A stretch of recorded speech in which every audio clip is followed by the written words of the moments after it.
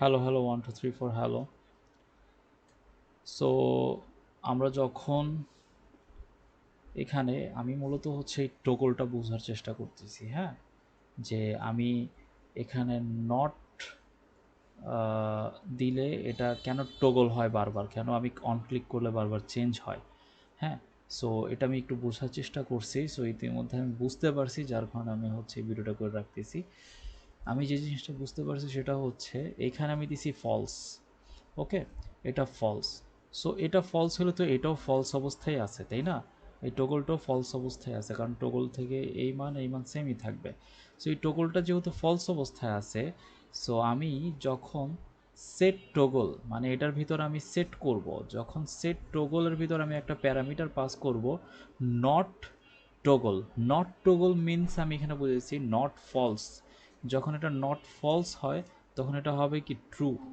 যখন এটা ট্রু হবে তখন এটা এখানে চলে যাবে, এই সেট থেকে এটা এখানে চলে যাবে যে নট ট্রু। দেন এটা হয়ে যাবে কি, তো sorry, not false means true, দেখেন এটা হয়ে যাবে ট্রু। ওকে, এটা ট্রু হয়ে গেলে আবার এখানে চলে যাবে যেটা ট্রু, দেন এখানে আসা পড়বে যেটা ট্রু। তো যেহেতু সামনে নট আছে তাহলে এটা হয়ে যাবে কি নট ট্রু। যখন নট ট্রু হয়ে যাবে তখন এটা আবার পাস করবে, হ্যাঁ, এই যে এটা আবার এখান থেকে প্যারামিটার নিয়ে এখানে পাস করে, পাস করার পরে এখানে যাবে, তো এটা হয়ে যাবে কি নট ট্রু মানে কি ফলস। সো এটা আবার ফলস হয়ে যাবে।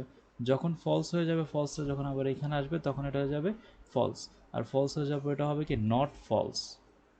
নট ফলস হয়ে গেলে ও হচ্ছে আবার এইখান থেকে প্যারামিটার পাস করে ও বলবে যে এটা ট্রু হবে। নট ফলস মানে কি ট্রু। দেন ও হচ্ছে এটার সাথে মিলবে না, ও আবার ট্রু করে দিবে। ওকে, ক্লিকের মাধ্যমে এটা জাস্ট চেঞ্জ হচ্ছে। সো এটা যখন চেঞ্জ হচ্ছে তখন এটা এইখানে পাস করতেছে, বাট সামনে নট থাকার কারণে ও বলতেছে যে আমি তো ট্রু পাঠাচ্ছি কিন্তু ও আবার ফলস হয়ে যাচ্ছে কেন। ওকে, জাস্ট সিম্পল ওয়ার্ড।